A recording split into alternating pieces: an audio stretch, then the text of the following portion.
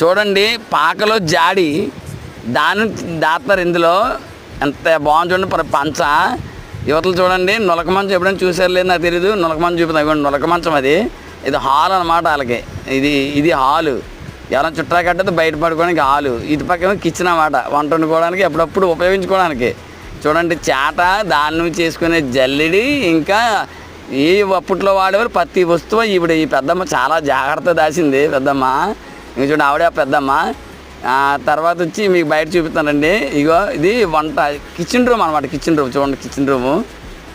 Kitchen room అంటే గీదులు డబ్బాలు ఏముంటావు చూడండి, నీట్గా ఉంటుంది. అదిగో ఏమైతే ఉండవలసింది అక్కడ పచ్చడి నూరుకునేవి, తర్వాత గసగసాలు నూరుకునేవి, రాయలు ఉన్నాయి.